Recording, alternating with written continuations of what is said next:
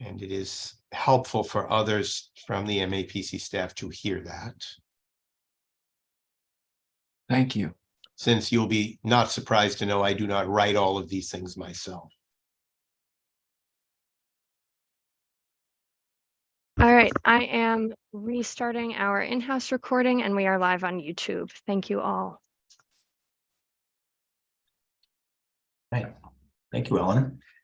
All right, so I will call this meeting of the MAPC Executive Committee to order. We're conducting this meeting remotely via Zoom video conference consistent with Chapter 2 of the Acts of 2023, which is an extension until March 31st, 2025 of the remote meeting provisions of former Governor Baker's executive order of March 12th, 2020. So I will now call the roll, and then from there on, we'll do only one roll call at the end for any votes per Mo's very wise policy recommendation several meetings ago. And I think I might have a slightly dated roll, so help me out, Ellen or Mark, as I go. Am I remembering right that Sharonda is no longer on the executive committee? That's correct. All right, thank you. All right, let me cross that off before I go down. All right, Imai. Present. Colette. Here. Kurt. Present. Karen. Here. Adam, I'm here. Jen Constable should be joining us shortly. Tom Daniel. I'm here. John DePriest. Here. Tom Galliani. Mo Handel. Here. Diego. No. Shagun. No. Tabor. I'm here. All right, thank you, Tabor. Angie. Here. Gina. Here. Steve Olenoff. Yeah. Courtney Rainey. Vandana, I don't think we're going to have Vandana today. Sam. Here. Steve Silvera. Present. Juan. Present. Elaine. Here. And Aaron. Present. I think I missed, do we have Claire Ricker? No, Claire. And Jared Johnson. Jared, thank you. That's the name I didn't add. Jared, do we have Jared? No, no Jared. Okay. All right. Well, this meeting is officially called to order. And now, Mark, I will turn it to you for the opening word. Certainly. Thank you. I used to serve on a board where every meeting started with latest amazing events. And today we have two amazing events that I would just like to note. First, Gina threw a blowout party at the Melrose KFC on Saturday night to celebrate her 30th birthday. And I just wanted to congratulate her and know that you'll all join me in congratulating her. It was a wonderful time. Gina, Mayor Broder is upset that he was not invited. So I just want to inform you of that. Okay. Next thing I'd like to say, if he's on the screen, and I hope he is on the screen, he was a moment ago. Steve, where is Will? I'm here. You're there? Okay. I know this one. Slightly more important than a special birthday.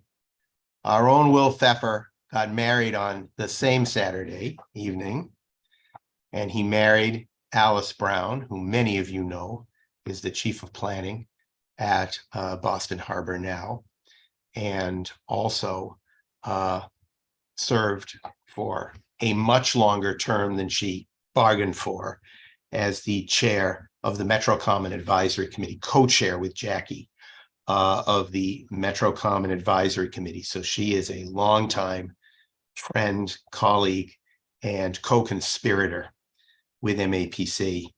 And I just wanted us all to congratulate the happy couple. They're both absolutely wonderful people, and I'm so glad about this.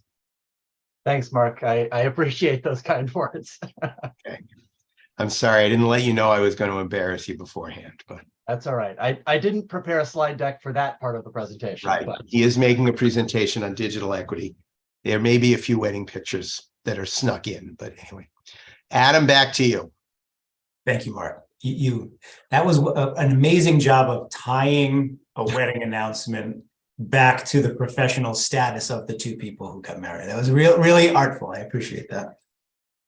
So I'm still waiting for an inside MAPC wedding. That hasn't happened yet, but this one's really close. From an HR point of view, this might be the best you want right there. You need to hire an in-house matchmaker. I don't That think would that. solve your I problem. don't think so. No.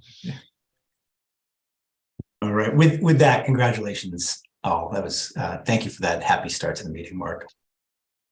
First item on the agenda is approval of the minutes from June 21st, 2023, which were sent around by Ellen.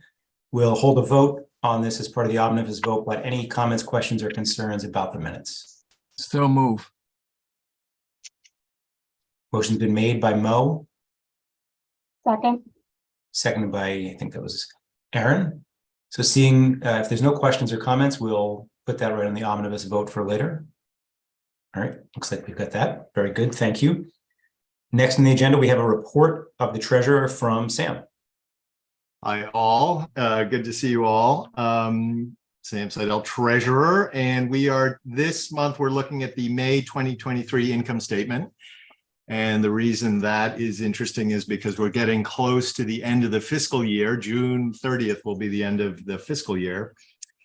And as usual, we're tracking the overhead rate because that's probably the best barometer of what's going on fiscally in the agency at any immediate point in time. And we have the interesting added piece where we changed our overhead rate about mid-year. So just to look at that briefly, the overall news is good. There's a few moving pieces because of that change mid-year. But if you look at the left-hand box current month and you go down to the bottom, you'll see that our overhead rate is 123.7. That's a little above the approved 121, which is what we did mid-year, but that's actually okay. Because if we go over to the right-hand column, fiscal year to date, and we go all the way down to the bottom, you'll see two numbers. One is the top line, and then below that, the bottom line. The top line is 118.1%, and that represents what we did from July to January.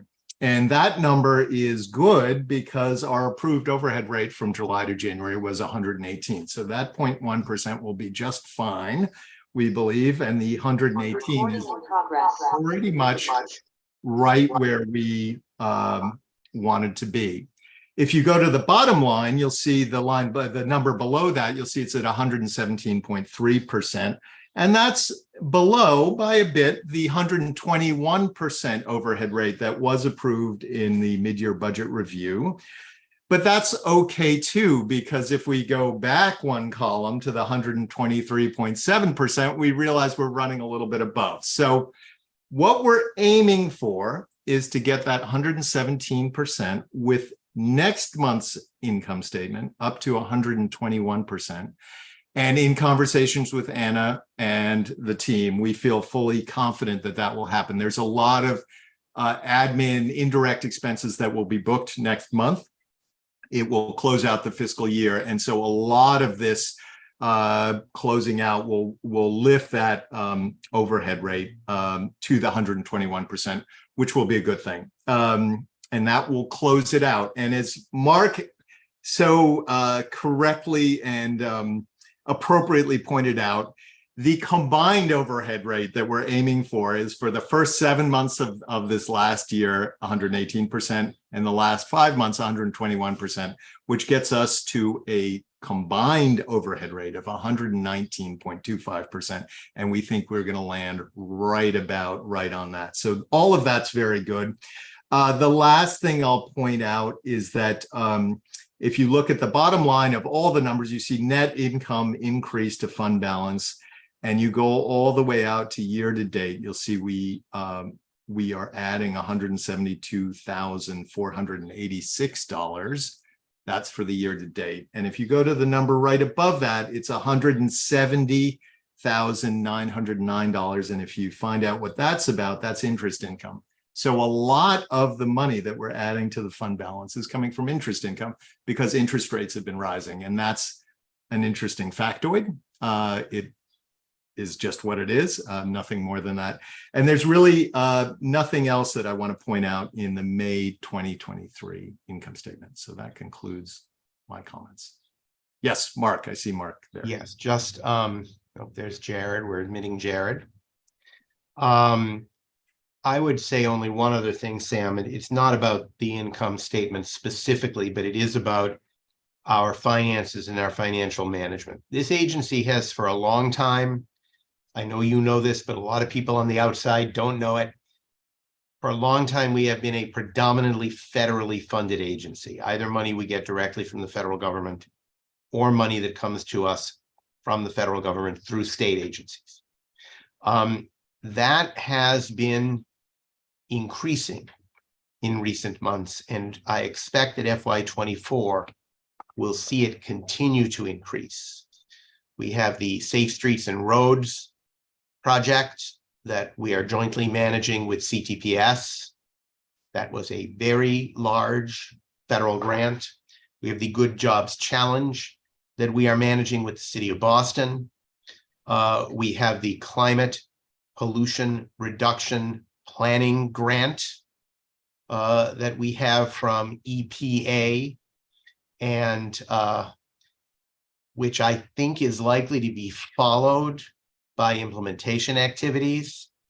And we have just applied for an electric vehicle charging infrastructure grant with, I believe, USDOT. Might be the Department of Energy. I'm not quite sure, but it's one of them. And that's competitive. We don't know if we'll get that, but there's a decent shot we will. I think it's a fabulous application. All of these additional federal applications come with a gazillion reporting and accounting requirements, so much so that we may need to even staff up for that purpose in two separate ways, possibly in finance and possibly in legal.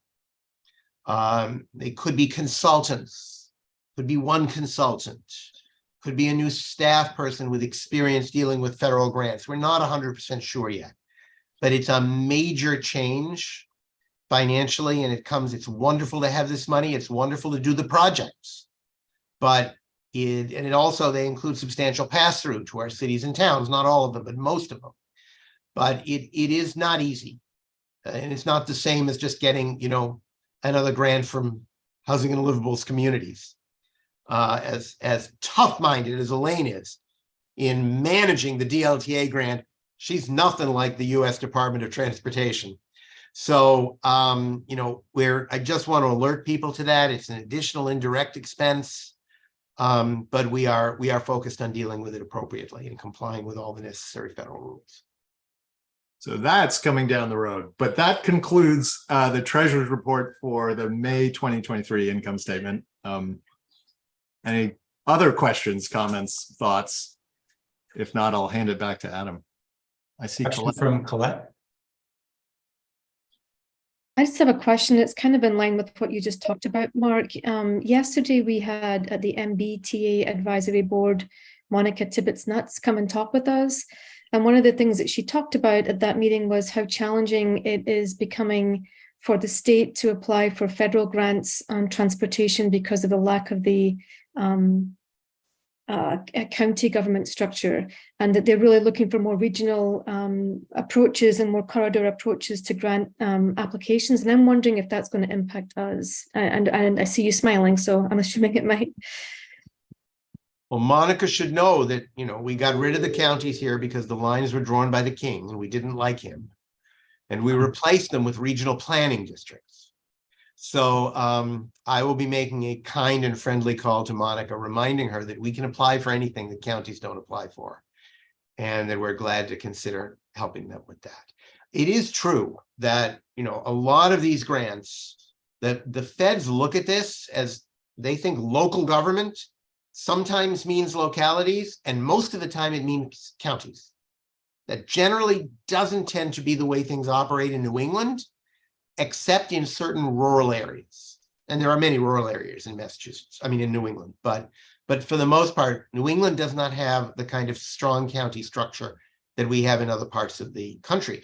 And we have to constantly explain ourselves to the federal officials and say, if you want to get the money to us in the way Congress intended, you need to either give it to the state and allow the state to distribute it, give it to municipalities and allow them to do what counties would otherwise do, or provide it to regional planning agencies or other entities like regional transit authorities, in order for it to be able to actually happen in New England in the same way that it happens in Kansas.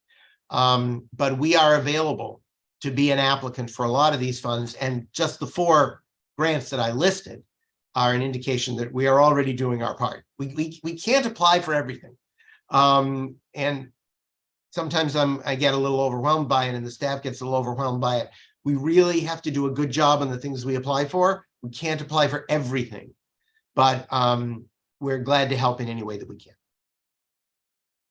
So Imai had his hand up. So with the additional reporting requirements that come with increased federal grants, does that signal an increase perhaps or adjustment to the overhead rate? Well, it could conceivably. I mean, we've already upped the overhead rate a lot. You know that in the budget that you approved and the council approved, it's 125%. Anna has recently had a conversation with me where she now feels like maybe that's a little too high, and no one will object if we implement something lower. But, you know, we may actually start pursuing 123, 124. It could go up again, Imai.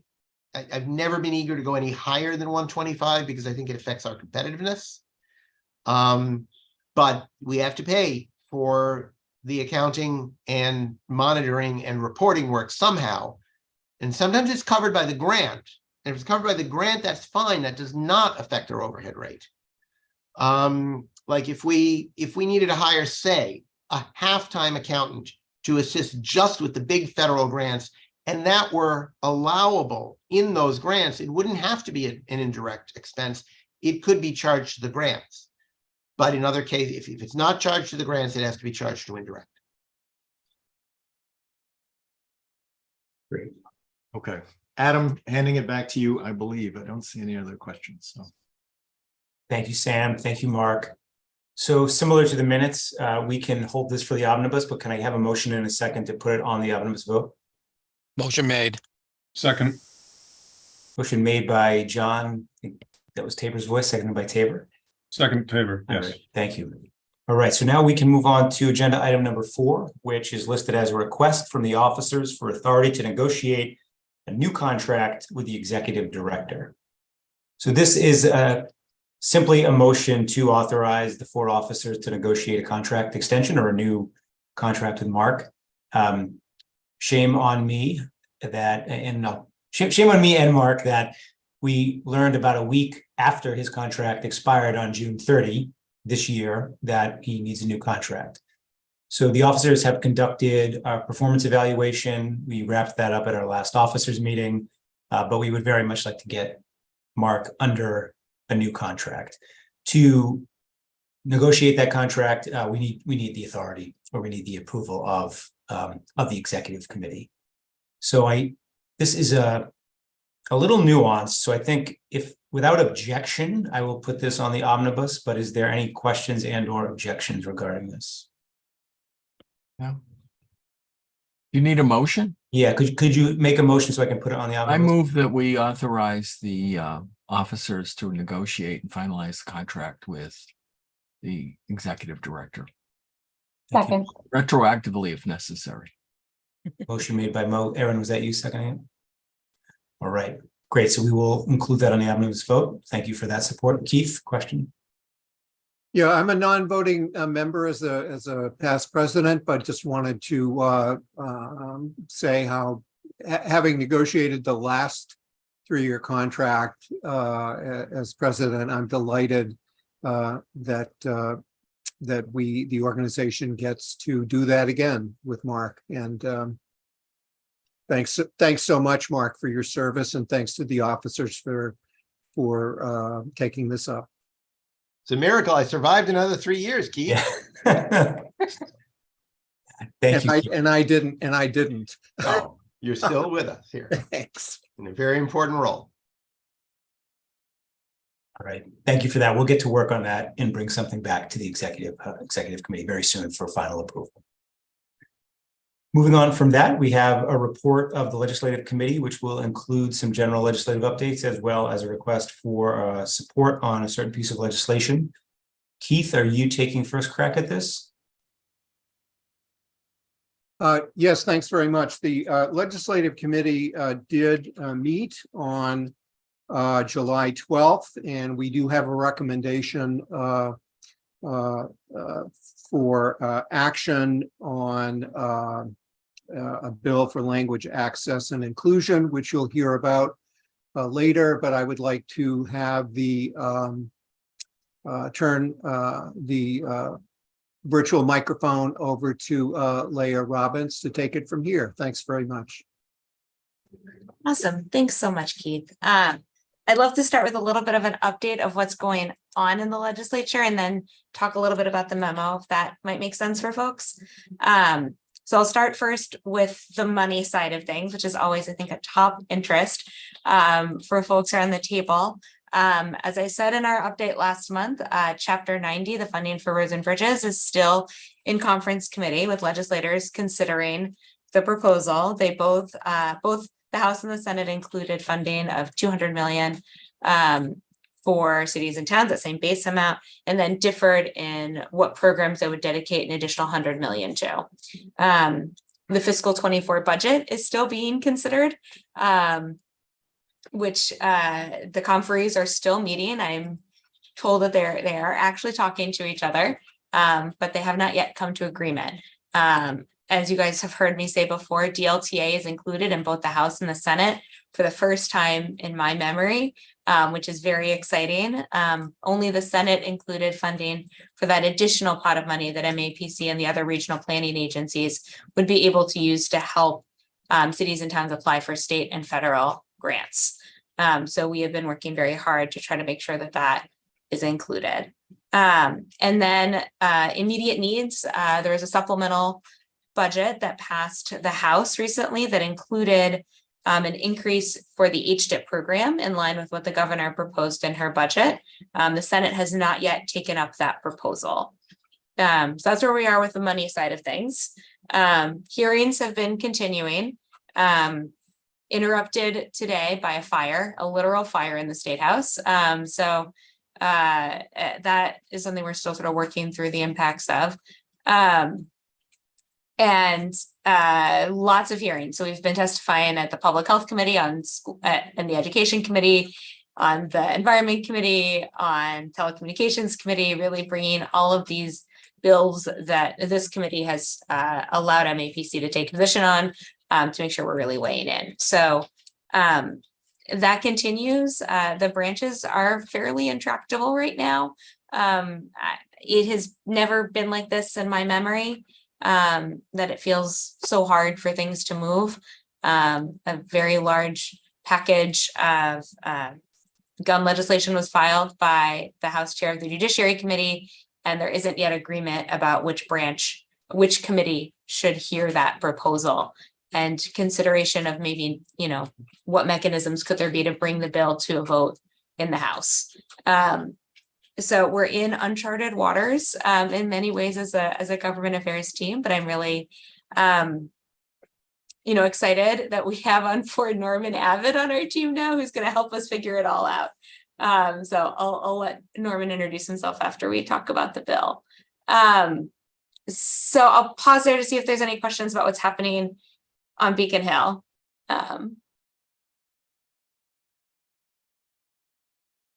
Great. Talk a little bit about the memo.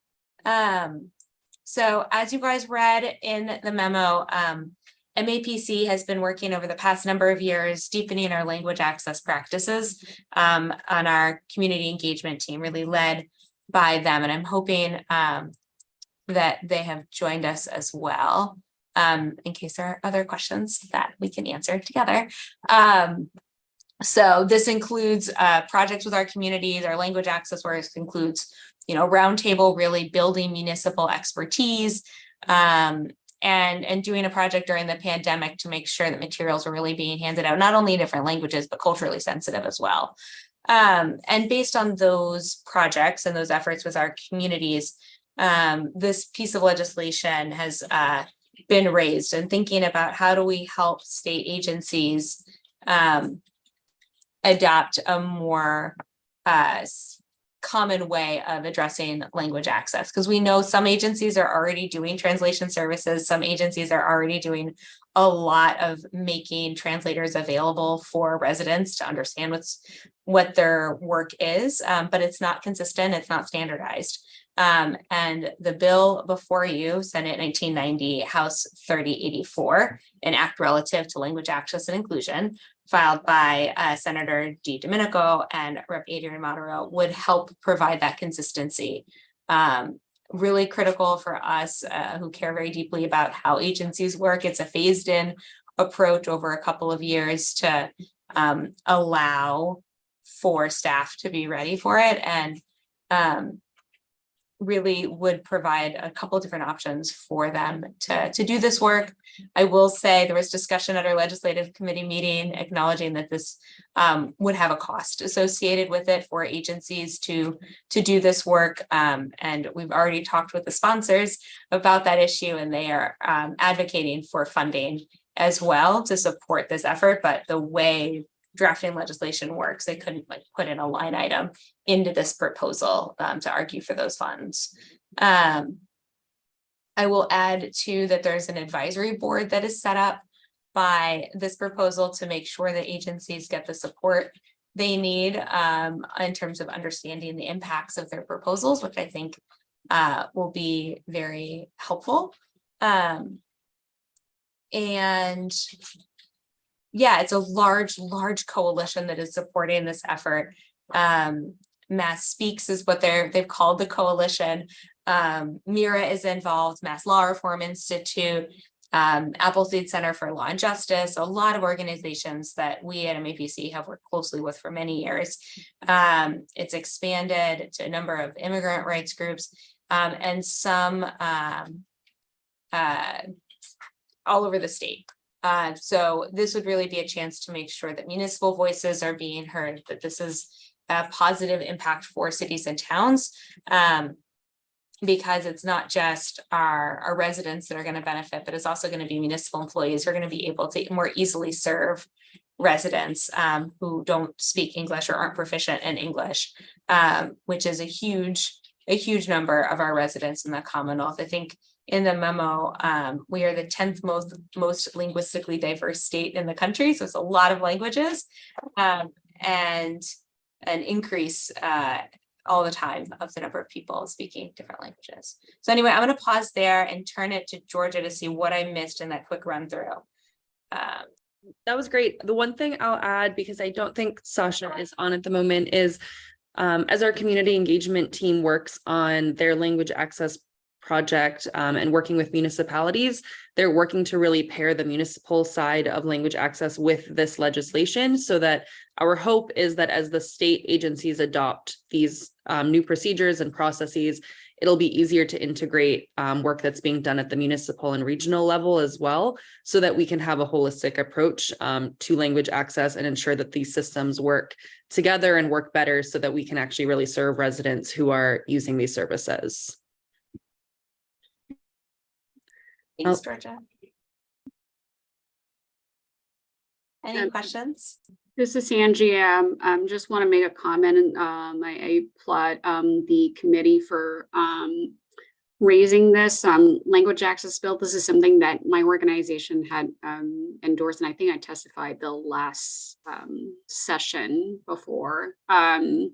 And I'm glad that, Leah, I think I saw in the memo that there is clarification in the languages bill about making sure that there's qualified translators to provide these translations and interpretations. I will just share that during the last 2.5 years, my organization has subcontracted with the state to administer their RAF program, the Emergency Housing Assistance, for specifically people who speak Chinese dialects, just because their online system for that, as I had given feedback to the state agency multiple times, was that they were using Google Translate for their website materials.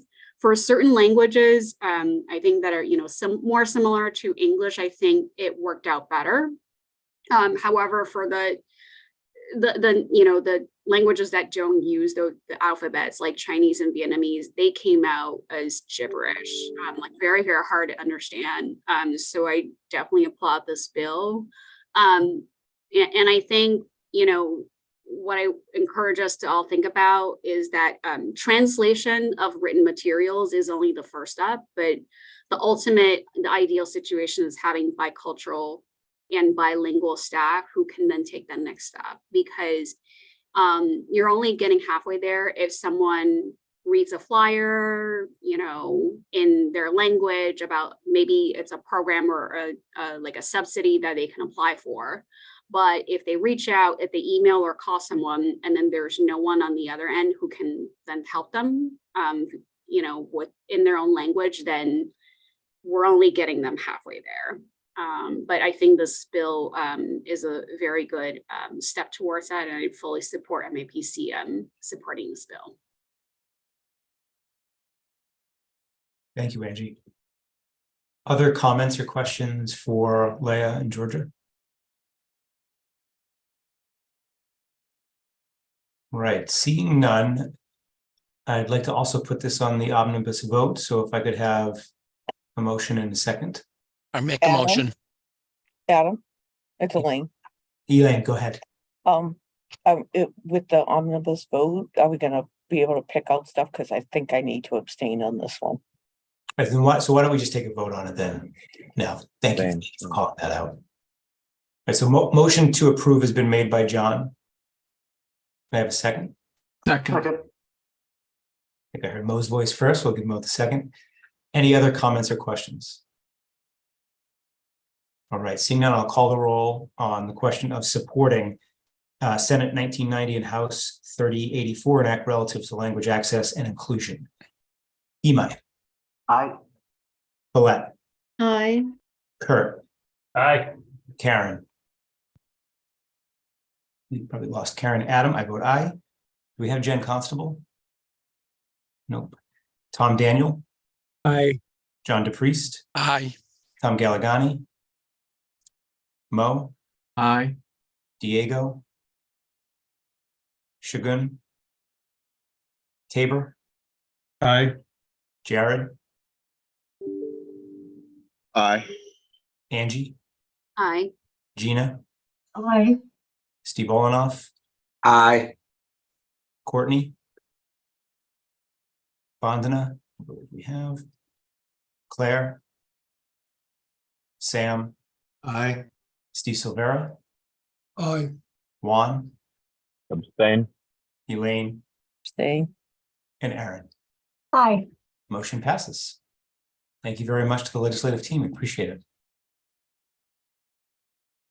All right, so moving on to the next agenda item, we have a project update on digital equity work between the Data Services and Municipal Collaboration Division.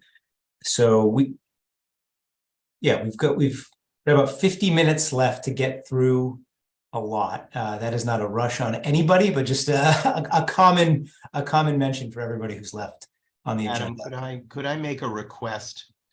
Angela Howard, who's here today, is actually on vacation. I'm wondering if we could take her segment of the work plan and just allow her to review it and answer any questions that people have, and then go to the digital equity presentation. Of course, absolutely. So thank you, Adam. On the work plan, we did half of it in Peabody last time, a little more than half. We have, I think, 5 departments. The equity team is not quite a department, but we decided to do an equity team segment to the work plan this year. And of course, that's led by Angela, who is our Director of Equity and Culture. So she is at departmental level. So Angela, thank you for being with us today. And if you could do a brief summary, or I think a couple of highlights from the equity team portion of the annual work plan. Thank you, Adam and Mark. Hopefully you can hear me. I've been having some technical issues. Perfect. I'm excited that the equity piece was included in the work plan this year. And I worked with, just to give you a little background, I worked with the equity team on pulling this together because I'm a true believer in for employees by employees. And so we had the equity team engaged in creating these objectives for this year. So I wanted to first and foremost highlight that we are well into our journey, DE&I journey. We have engaged a consultant who is doing our DE&I assessment, which is sort of taking the temperature of the organization. I am meeting with them regularly. They're meeting with our advisory committee. So we are well on the way of that part of our journey. We're knee deep in it, I guess you would say at this point. So really excited to start that process.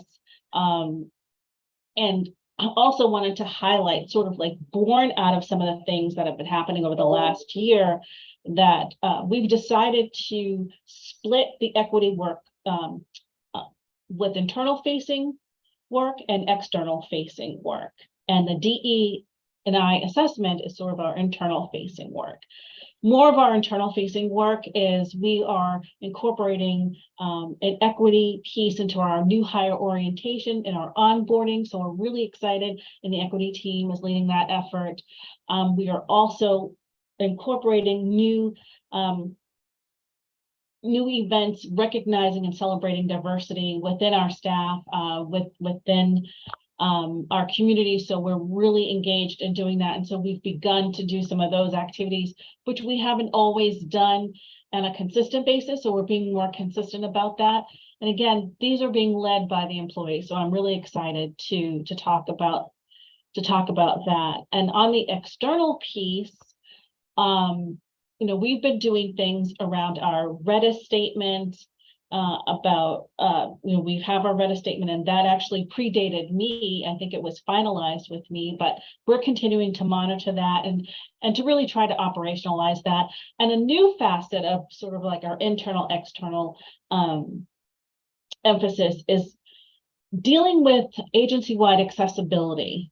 And this is accessibility. What we mean by accessibility is making sure that whatever event we're engaged in, we take into consideration those with with variable abilities of mobility, right? So making sure that we take that into consideration.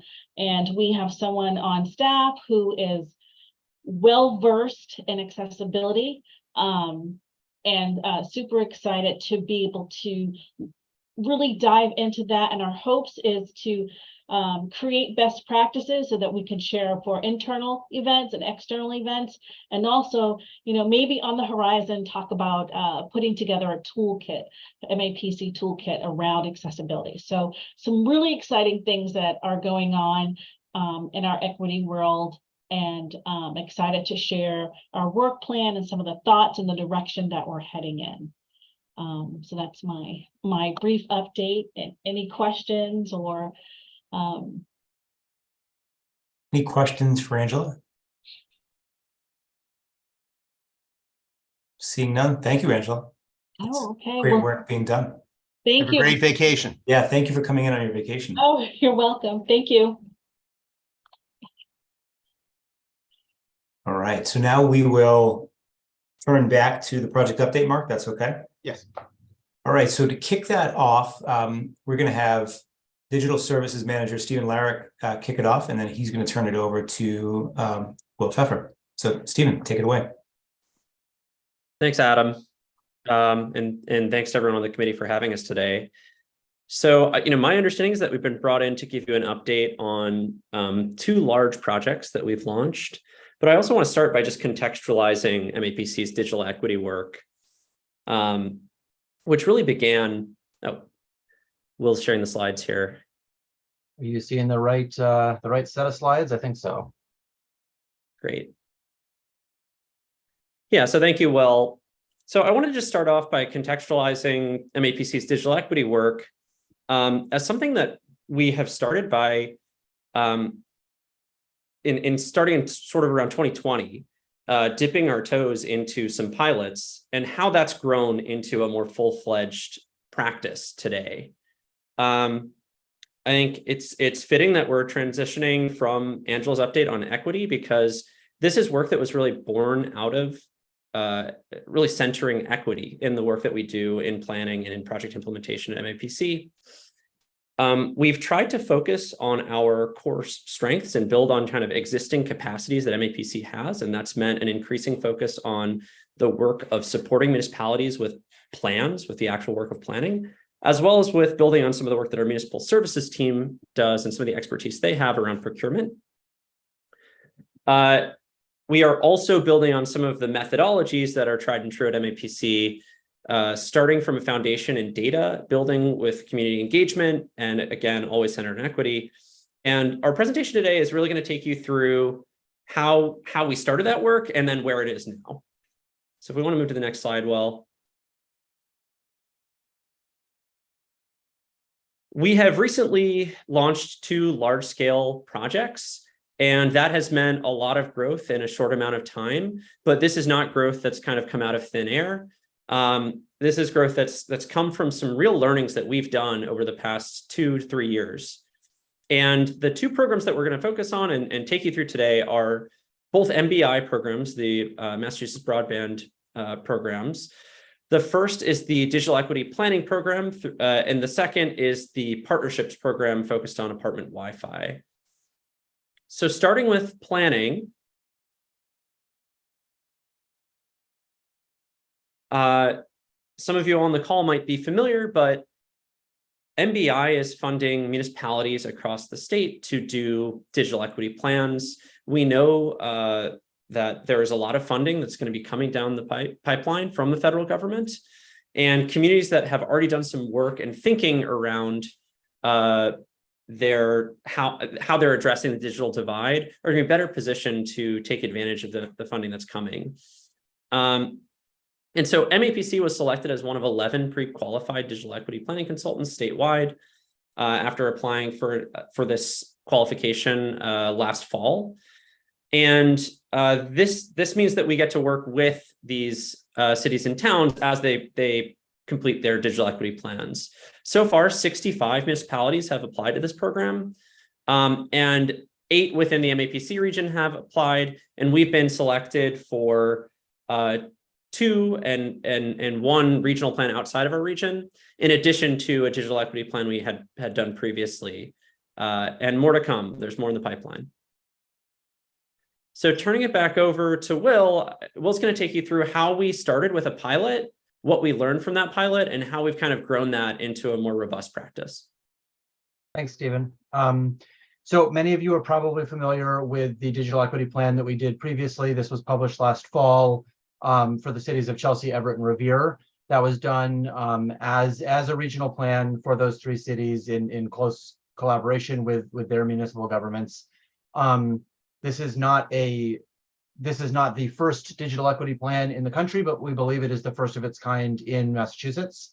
And a lot of the MBI program that we're part of now is based on the learnings that we had from this plan. Like Stephen mentioned, this involved quite a lot of data analysis and mapping. It also involved very robust community engagement, both individual sort of survey research and focus groups, as well as community events. And we've made a variety of recommendations for these cities that include things like pursuing affordable housing Wi-Fi, which we'll talk a little bit about in the second half of our presentation, as well as hiring municipal digital equity officers to make sure that there is somebody at the municipal level whose job it is to think about this stuff. And then even sort of infrastructure regulations and programs like a dig once policy that would instruct a municipality to install fiber lines whenever they dig a street up to do utility work. So there's a lot of different actionable recommendations in here, many of which have already been taken. That plan is published. You can access it there at the URL on the screen. But so, as Stephen mentioned, we're part of this larger, we are now part of this larger municipal digital equity planning program through MBI.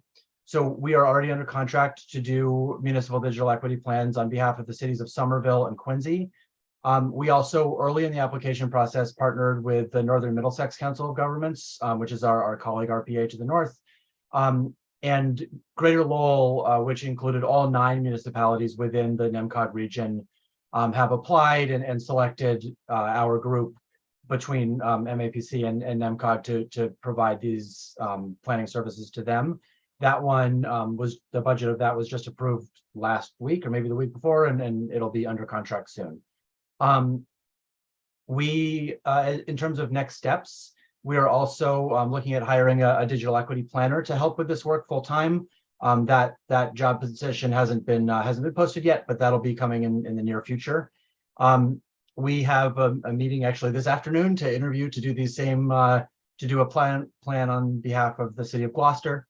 And then we've also received a smaller MBI grant to further promote program enrollment so that we can reach out to, I think Malden is the only remaining gateway city in our region that is not doing a plan yet, but also look for additional sort of sub-regional collaboration for more municipalities within our region to do digital equity plans. I think here I will turn it back to Stephen to give us a quick intro on the implementation and procurement program. Yeah, thanks, Will. So in addition to the planning work, which we know is of core importance and sort of the bread and butter of MAPC, we also want to make sure that we're not just writing plans that sit on a shelf, but actually implementing projects that provide material benefit to those who need it. And, I think part of what we were so excited to kind of throw our hats in the ring for with MBI was that they have actually provided funding for just that in the form of their partnership program. And so one of the tracks within this grant was a partner to MBI that would help provide Wi-Fi networks for affordable housing sites. And so this has been the focus of our partnership program participation.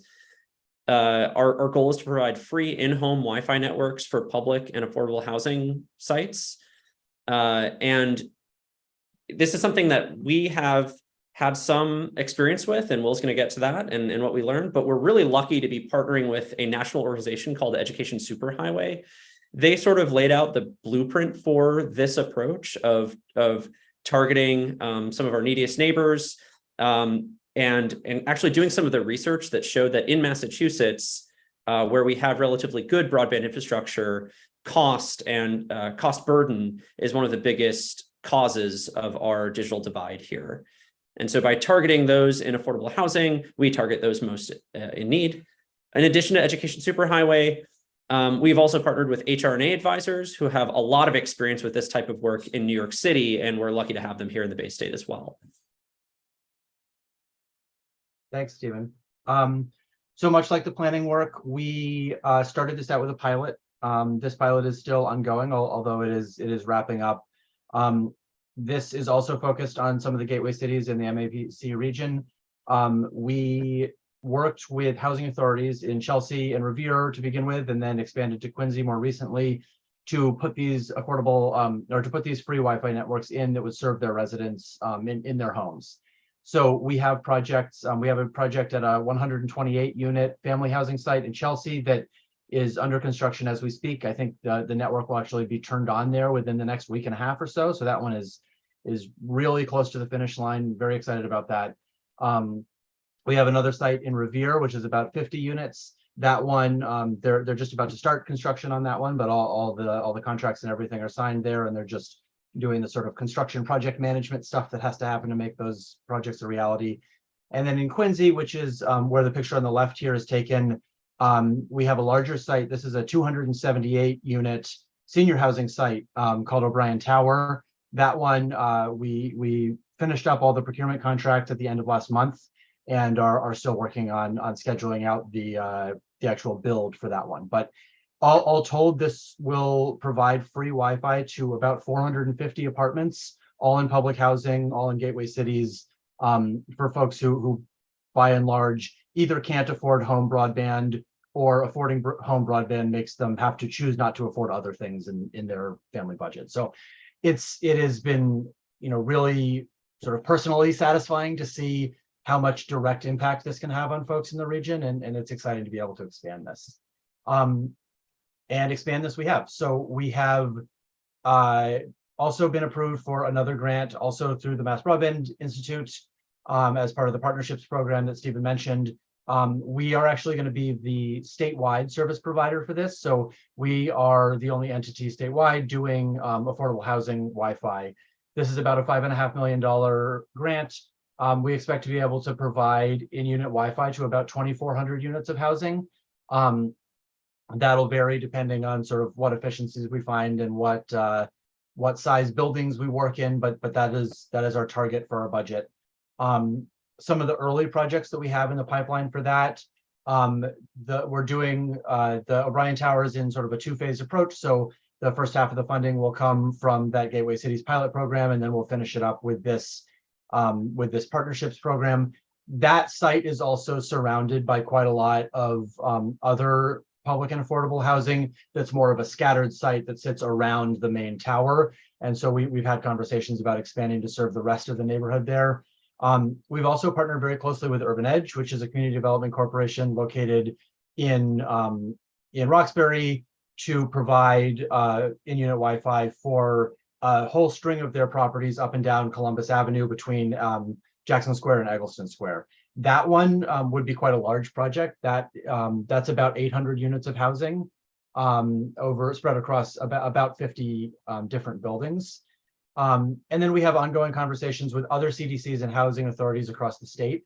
We've been very fortunate to have very well-connected partners at the Mass Broadband Institute who can really make a ton of introductions to folks who are interested in and excited to do this work. So I mentioned, I guess I sort of said this part of the presentation early, but it's just a photo of Eggleston Square there. We're also looking at working with an AmeriCorps program called the American Connection Corps, which is specifically focused on digital equity, to place an AmeriCorps fellow that would sort of be shared by us and Urban Edge. About half of their time would support the Urban Edge program to help residents learn about the new network, learn how to use it, learn how to effectively stay safe online. And then they would support some of our other projects in the region as well. So we're in the process of interviewing AmeriCorps fellows to join that work.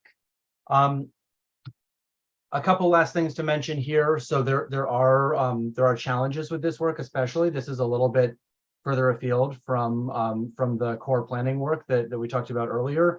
Procurement, obviously, that's a huge challenge. It is not a surprise to anyone on this call, I don't think. But so, we do have, as an agency, a ton of procurement experience. This tends to be a little bit different because it really combines construction and buying equipment and paying for ongoing services. There's also just sort of differences in how the technology works that makes it a little bit more complicated. We're really fortunate to have the support of our municipal collaboration department on that. Brian Luther has been very heavily involved since the beginning. Amy Riley has really stepped into supporting that as well.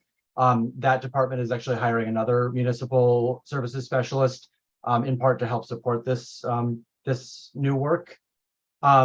And then, having partners in our legal and admin teams is really crucial to getting any of this done. So shout out to Margie and our other colleagues who are making things work behind the scenes. The last challenge that I'll mention here is just that local capacity and sustainable funding. To do this work, we really need partners who will be committed to it and show up to meetings and get us blueprints and do all these other things.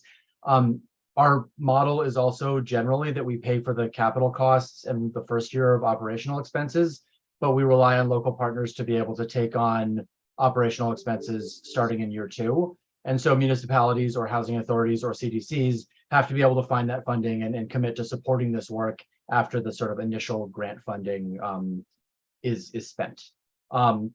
That's also something that HR&A Advisors is going to be helping us think through different funding models so that that is less of a burden on agencies that already don't have a huge amount of expendable funds. So I'll stop there. Happy to answer questions. I also put my email and Stephen's email here. If you have sort of more specific or in-depth questions, we'd be happy to set up separate meetings to discuss them, but we'll open it to questions or comments here. Thank you, Will. Thank you, Stephen. Thanks for the presentation, and more importantly, thanks for the great work that you're doing as part of these projects. Questions for the team? Tabor. I think it seems like at $2,300 a unit, it seems like it's awfully expensive. I was thinking maybe a lot of that money was going toward the ongoing servicing, but now you said that some of these are serviced elsewhere, and I'm not sure if that's, or the ongoing servicing has to go back to the municipality or whoever else negotiates for it. Is that funding just paying for the servicing and the ongoing service for that first year? Is that included in that fund? Yes, that is included. So that 2,400 unit target will cover all of the sort of build expenses between construction and equipment, and then it'll pay for the ISP services, so the actual internet connection, and then there's a bunch of managed services that are necessary to provide a safe network to a large number of people at once. So all those sort of monthly recurring expenses we pay for the first year as part of that 2,400 unit chunk. And then that gets passed off. In this case, we're generally signing 3-year contracts. And so years 2 and 3 are up to the municipality, and then renegotiating that contract or picking a different vendor if they choose to is also up to the municipality. Okay. Or potentially the housing authority or CDC. Right. Yeah. In our pilot work, the municipalities of Chelsea, Revere, and Quincy are actually holding the contract and paying for it, even though it is physically located at the housing authority. The local partner is also the one that holds the contracts and owns the equipment when we're done. Well, you've been saying 2,400 unit. Do you mean 2,400 unit or $2,400? I'm just not. 2,400 units. So units. Okay. Yes. We had initially tried to scope out a number of buildings, but because, a building could have 4 units or 110 units, it didn't make a lot of sense that way. So that was the most accurate number we could come up with. I think this comes out to about 2,300 a unit, doesn't it? Or thereabouts. That sounds about right. The targets we have are about $1,400 per unit in capital costs. And then it ends up being about $30 per unit per month in ongoing costs. And then there is MAPC staff time and the subcontractor fees for education superhighway and HRNA advisors built into that total grant. And yes, I'd be happy to share these slides with the group. I will connect with someone who knows how to most effectively do that. Great. Any other questions?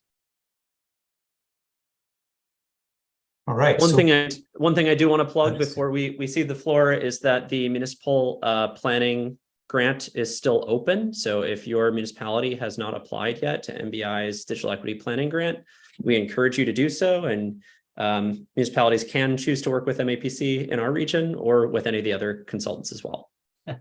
Thanks, Stephen. That's great. So before we wrap up this agenda item, I know Mark wanted to say a few words. Well, I said my words last night, so I think I'm actually looking to you, Adam, to acknowledge Tim, who I think I misunderstood that communication at his last executive committee meeting today, and oversees a lot of this digital equity work, along with Amy Riley, who's not here today. Sorry for that. Sorry for that hot potato for something that's not a hot potato at all. Very much want to recognize Tim Reardon's effort, not just on this project, but his effort for well over a decade in serving the MAPC in the region. And I think everybody heard the news via email that Tim is moving on to a role at the Executive Office of Housing and Livable Communities. A tremendous loss for the MAPC and the 101 communities in the region, and a tremendous win for the 351 cities and towns in the Commonwealth. So Tim, from myself, and I think I can speak for the whole executive committee, a heartfelt thank you, congratulations, and best of luck in your next chapter. Well, thanks very much, Adam. And, I really want to thank Mark for the opportunities and the leadership that he's provided to me and to the whole agency over the last 20 years, and to the incredible colleagues that I've worked with, the bosses I've had, and the the board of the organization who's really led us and allowed us to be a leading voice in a lot of different ways and supported a lot of really thought-provoking and challenging research and analysis and digital work that we've done here. The willingness of the executive committee to allow Mark and the rest of us on his team to take risks is what allows us to have the impacts that we do. And I think everybody recognizes that, from myself all the way down to our staff and interns. What a great leadership we have. It's not goodbye. I am sure that in my new position I'll be working with MAPC quite a bit, and I'm very excited to do that. That's great. Yeah, you won't get away from us entirely. No, for sure. definitely not. Well, thank you. We will have an appropriate event to recognize Tim. I should note, for those of you who read my comments in deep detail, Buzz Constable, who I think is here, almost immediately got the cinematic reference. I think it was less than a half hour. So congratulations to Buzz. And we'll hopefully see a lot of you when we recognize Tim in person sometime between now and August 11th. Sounds great. That sounds great. So with that, I think we're going to turn to our continued review of the FY24 work plan. Mark, would you like to quarterback this and call the team? Sure. I think I see Beth Roberts is here. Amy is not able to be here representing Municipal Collaboration, but Beth is going to speak on behalf of Municipal Collaboration, and I think highlight a couple of the items, particularly under emergency preparedness, which is the newest part of the department that Beth oversees. Beth, take it away. Thanks, Mark. Morning, everyone. So we are entering this fall, we'll enter start our third year of the emergency preparedness practice that we've created at MAPC here. And this has really grown over the years. We just hired a new staff member this spring because of all of the work that this section of the department was receiving. So the goal of this emergency preparedness practice is we're really looking to work with our cities and towns to enhance their emergency preparedness and ability to respond to both natural and man-made disasters. One of our primary reasons in developing this was about 75% of the emergency management departments within Massachusetts, their emergency management director is not a full-time individual. They are part-time or they are dual-hatted, so typically the police chief or the fire chief. So timing and ability to spend on completing their work with emergency management, they often don't have. So we want to step in and assist them with developing their plans and helping with exercises and trainings. And through all that, the benefit of the cities and towns get is they not only get the emergency preparedness practice, but they get all the other departments at MAPC as well, because we're able to collaborate cross departments to assist with their plans. So we've done a lot of work over the past years with clean energy, working on some heat preparedness projects. We also are collaborating with government affairs to do some work with the migrant arrivals that have increased throughout the area. And we are also working with the land use on some hazard mitigation plans as well. So that's the benefit that the communities really get, is that they're able to leverage kind of all of the departments within MAPC to enhance kind of all aspects of their emergency preparedness projects. Because as we've seen through COVID over the past years, that these long duration emergencies really take all municipal staff, not just your standard, what people may consider your standard emergency responders, such as your police and fire, that municipalities really need to look at how to leverage all of their staff in order to respond effectively. Not sure if anyone has any questions that I can answer on the practice.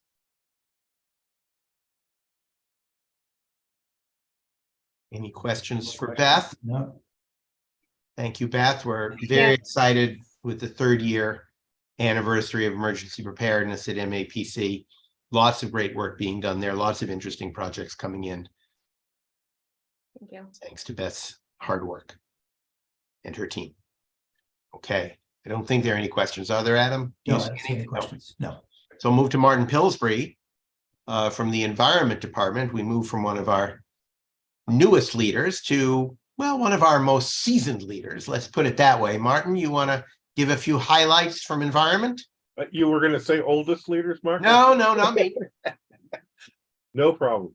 So thank you very much. So for the Environment Department, there's kind of 4 major top level goals, and I'm going to pick out just a couple of examples under a couple of them. But climate change, first and foremost, of course, these days, and of course, it fits in with the broader agency-wide high priority from our last strategic plan. I know we're starting a new one, but climate change was one of 4 of our highest priorities, and it continues to be. Within that area, I'll point to a couple of things, but many of you are familiar, I think, with our Accelerating Climate Resiliency Grant Program, where by the good graces of the funding we receive from BAR, we are able to be grantors rather than grantees, and fund projects at the local level with funding that comes from the BAR Foundation. And a lot of very innovative projects across many of our communities. This is a project that's now in about its 4th year, maybe going on 5. And in fact, will just be every year there's another round of grants that are coming out. We're now preparing to launch a new round that would come out this fall.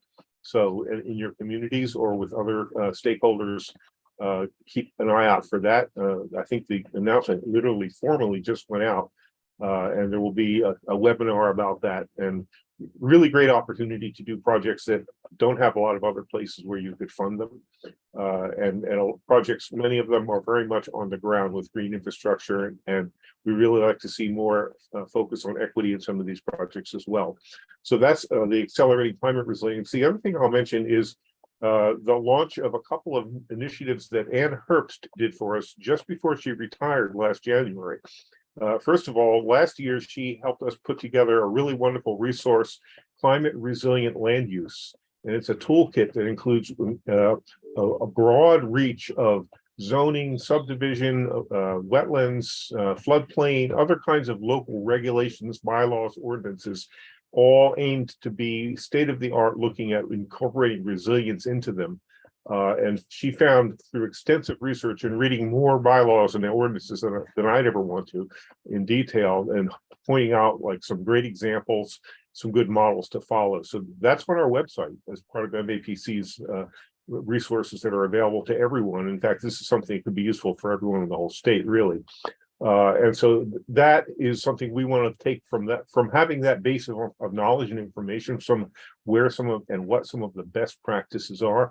We're looking to work with communities to actually start to implement some of these. The first one will be out of the box in an implementation phase we're talking about right now will be the town of Millis.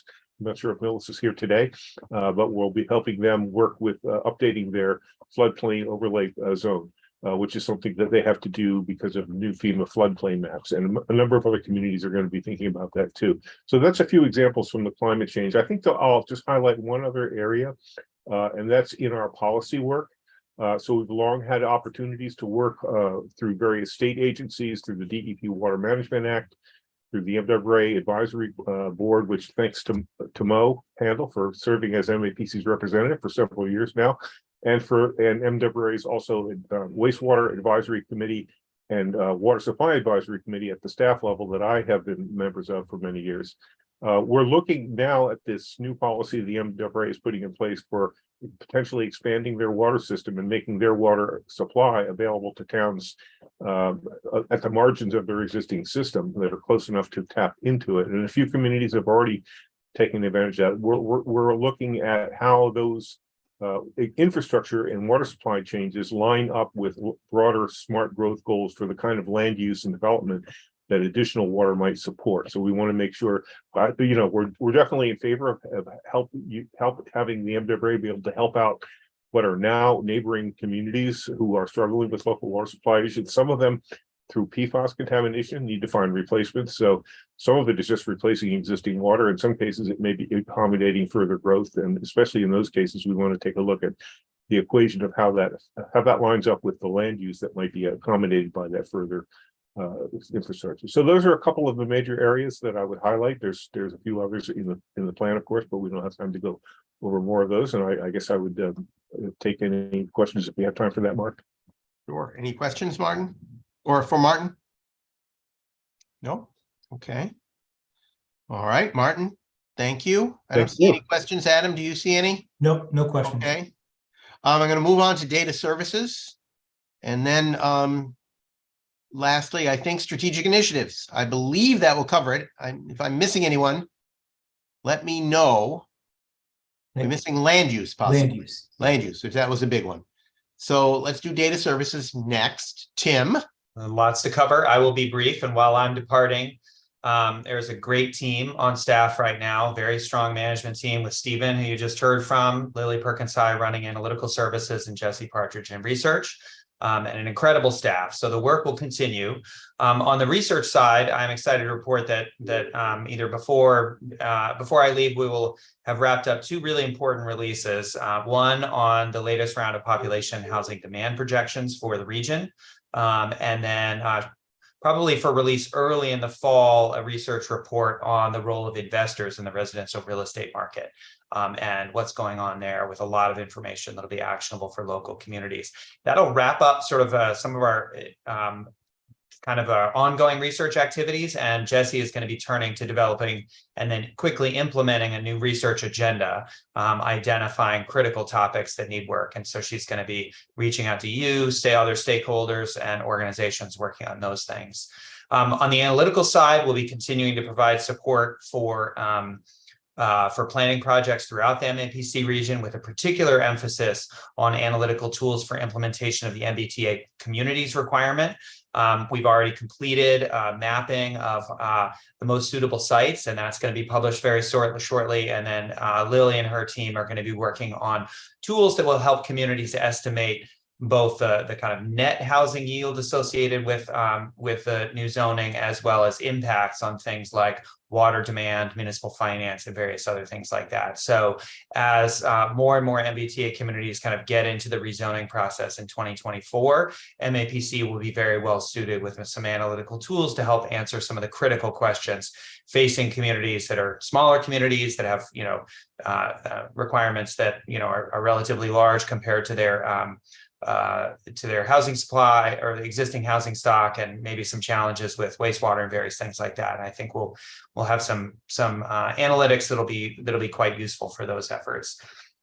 And then on the digital side, I think Stephen has been really looking at very interesting opportunities to provide more digital tools that serve our communities. One recent accomplishment is the completion of a sort of a beta version of a statewide trail database, incorporating data from all of the other regional planning agencies in the state.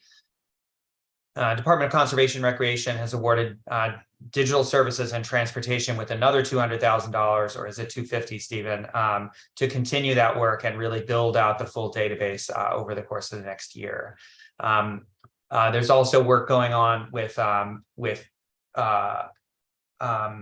developing tools that can help municipalities identify arts and culture spaces and track changes in studios, performance spaces, rehearsal spaces, and things like that, so that those can be understood during the planning process, and municipalities can take actions to preserve those. And also, thanks to some funding from the Technical Assistance Program, working on making our rental listings data more accessible to the communities that participate in that collaboration. Stephen's always going to be looking for other ways that the digital team can help communities. So I would encourage you to reach out to him, or have your staff reach out to him and have a conversation about what role digital can play, whether that's with the digital equity work you just heard about, with the creation of new applications, or with procurement of digital tools. So I can assure you that the data services team is in very good hands with the managers and the staff who are there, and I'm going to miss working with them very much. And looking forward to great things coming out of the team in the coming years. Mark, I'll turn it back over to you. Just check with Adam and see if there are any questions on the screen. If anyone I has don't see any questions for hands. Tim, it's your last shot. Okay. Mark Rassicot, are you here? Yes, I am. Okay. And Land use. we will, I just saw Steve Olenoff's hand up. Oh, sorry. Steve, did you have anything? Yeah, I was wondering on that database on the trails, do you include the accessibility of the trails? Information on not just the difficulty, but is it suitable for, what the level of accessibility for, is it wheelchair accessible or off-road? And also they have some trails which are, laid out for guidance for the blind. Is that kind of information also included?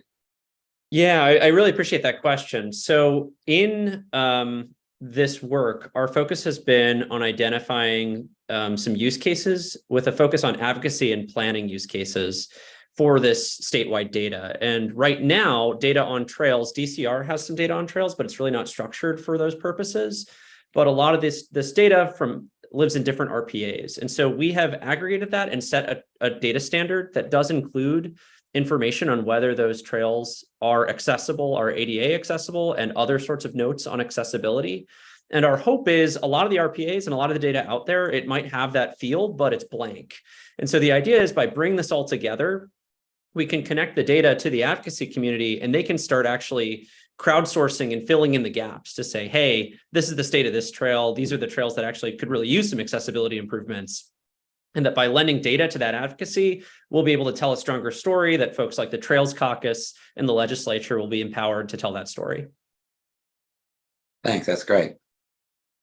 All right, let's get on to Mark Rassicot. Sure, thank you, Mark, and good to see everybody this afternoon. So for land use, the first thing I want to mention is that land use is one of the larger departments at MAPC. There are currently 19 staff in land use, and they have expertise in anything from housing to economic development to open space planning, master planning, zoning, urban design. We're organized into 3 divisions, one sort of a general division, and then housing and economic development, although we work together across those divisions on projects. The range of projects that land use works on is tremendously broad and reflects the expertise of the planners.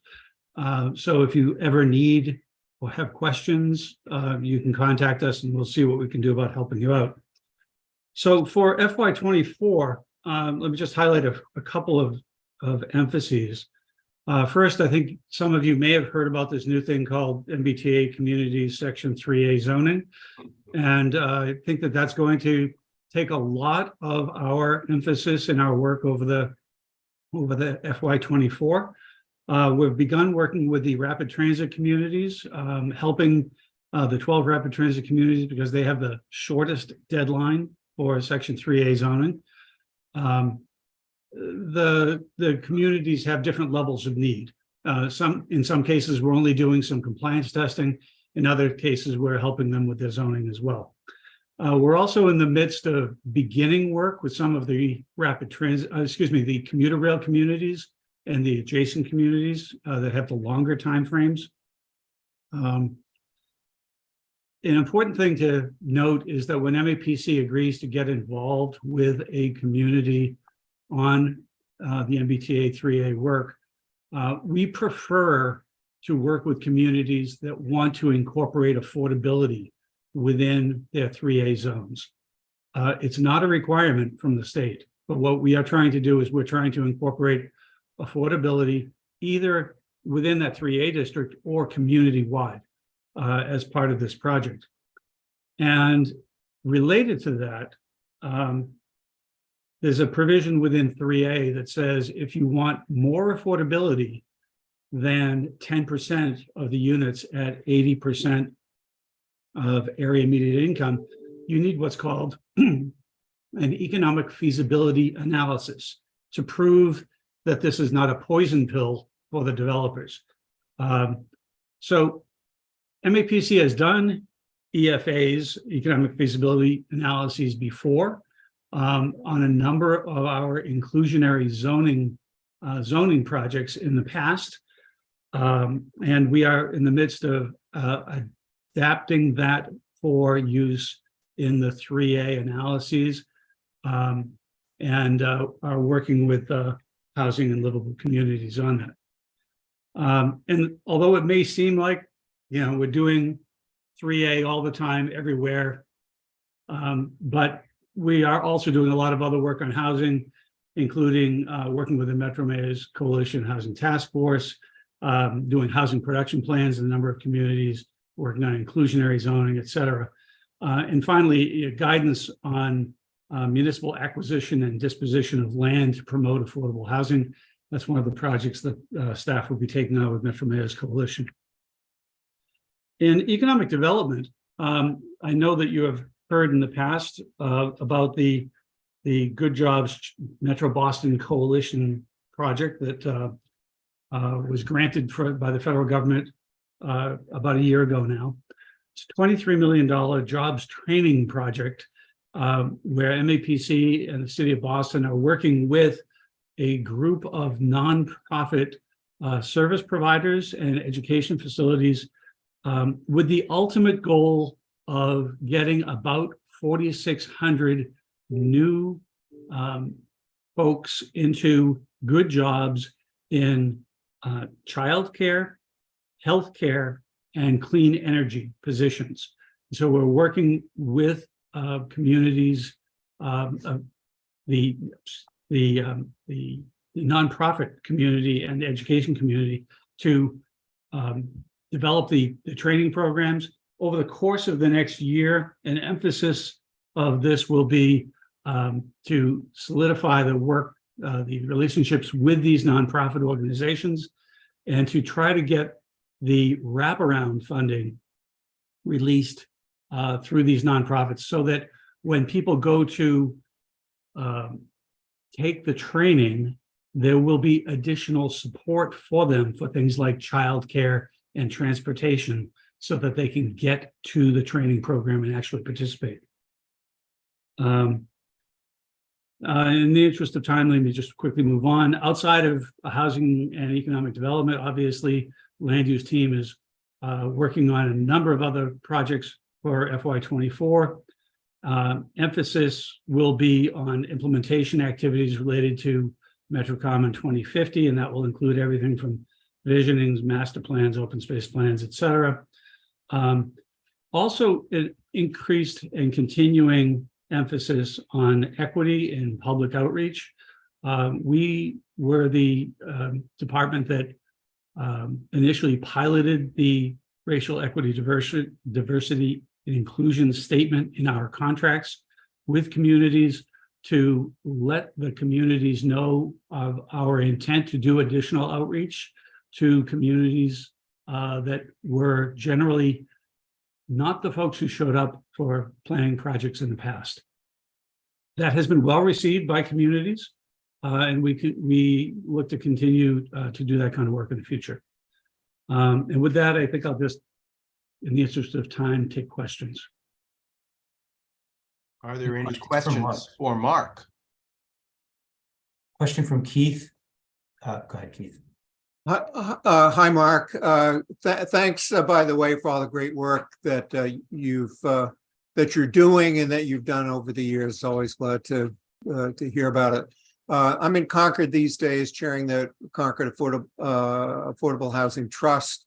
We're the lead, one of the lead dogs for among 7 groups trying to promote MBTA community zoning here. And we're sort of stuck on finding someone to do the economic feasibility analyses, and wonder if who besides MAPC is doing the work. I know that you can't do everybody, but who can we go to? Who could we even go to if we need to find an alternative, if we or anyone? Thanks. Thanks for that question, Keith. The issue is that there are relatively few groups across the state of Massachusetts that that are knowledgeable in doing this kind of work. It's also complicated by the fact that Housing and Livable Communities has not yet approved any of these EFAs. And so it's a little bit unclear regarding the level of detail that is going to be required in them. So Alexis Smith from the Housing Division is working closely with HLC about some of these details. And I think that probably Alexis would be the best person to email Keith so that she would be able to get back to you about MAPC's capacity, which I think might, as you note, be limited, but B, who else might be able to undertake this kind of work for the municipalities. Okay, thanks, Mark. And the Mass Managers Association has Ed Augustus as our speaker tomorrow in Sandwich, and it sounds like a question that needs to go to the secretary too. So good luck to us. Thank you. Thank you, Mark. Thank you, Keith. Any other I questions? see Jared Johnson's hand up. Oh, thank you. I didn't see that on my screen. Jared, go ahead. Thank you. Yep, and echoing the thanks and appreciation for your team, Martin. And sorry if I missed this. How many of those EFAs is the team doing right now? Well, we're in the process of still working out the details of what needs to go into them. So I couldn't give you an actual figure. I'll tell you that I know that there are 3 or 4 of the rapid transit communities that are interested in this because they have already got inclusionary zoning citywide that exceeds the provisions of 3A. So I'll have to get back to you on that. Drop me an email and I will get some information from Alexis and get it to you. Great. Thank you so much. Appreciate it. Thank you, Jared. Thank you, Mark. Thank you, Mark. I think we should move on quickly to the final one we're going to do this afternoon. It's appropriate to wrap things up with arguably the most forward-looking of our departments, strategic initiatives, which is always trying to figure out what should we be doing next. So Eric Hove. Thanks, Mark. And yeah, we've gone from 2 of the biggest departments to one of the smallest. Currently, it's Ben Faust and I that make up strategic initiatives. You heard earlier from Angela about the diversity, equity, and inclusion process that's just starting up. We have our first advisory committee meeting tomorrow where we'll meet that consultant.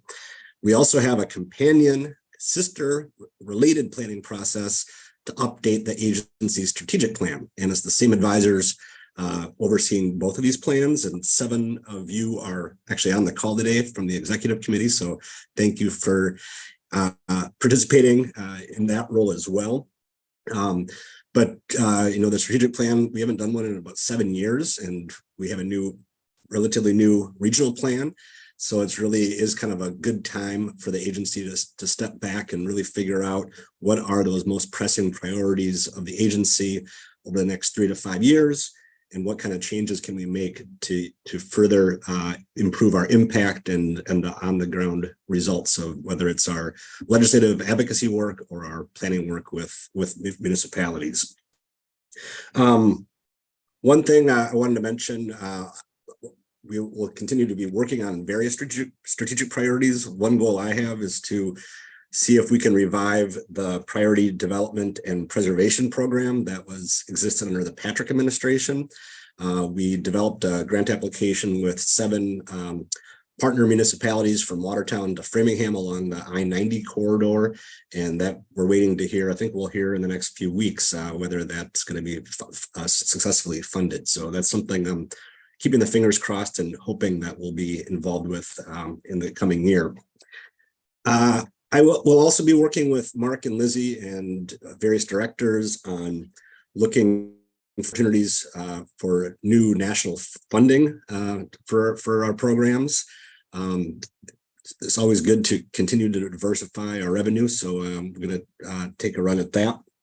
And then just wanted to mention some of the work, especially that Ben leads up in terms of looking at improving access to knowledge management and improvement opportunities. Ben, along with Barry and Annis, they consistently lead our bi-monthly managers meetings, which really looks at the practice and science of management and continuing to try to help support managers.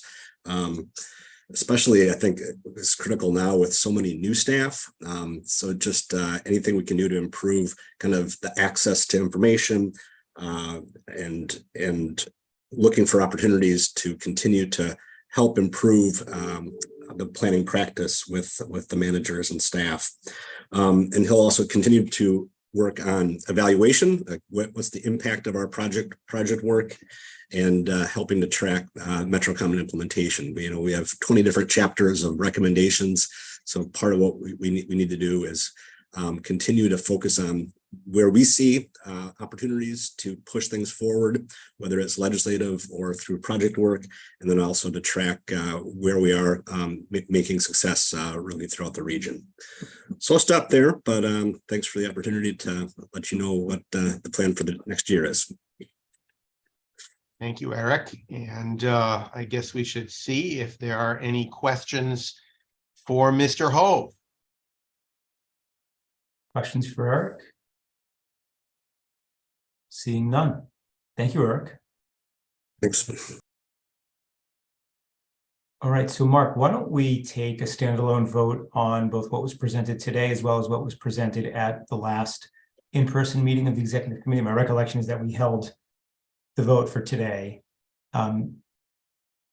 With that, I would entertain a motion to approve the FY24 work plan as was presented over the course of the past 2 executive committee meetings. So move. Second. Motion's made by Aaron, seconded by, is that you, Imai? I think it was Colette, right? I think it was Kurt. It's Kurt, thank you. Okay. I'm never going to figure out how to pick up with that. I'm just saying. And I'm obviously of no help. Motion's been made and seconded. Any further questions, comments before I call the roll on the work plan? Seeing none. Imai? Aye. Colette? Aye. Kurt? Aye. Adam, I vote yes. Jen? Yes.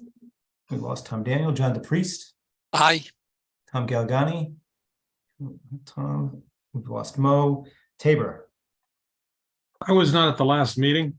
So I did not, I read the information, but I can't vote on that. I can only vote on what I see today. I mean, So maybe I should abstain unless there's. Tabor, if you've read the whole thing, you read the whole thing, you can certainly vote. All right, so as long I wasn't as long as that counts, then I vote aye. Thank you. Angie? Aye. Gina? Aye. Steve Olenoff? Aye. Courtney? Courtney.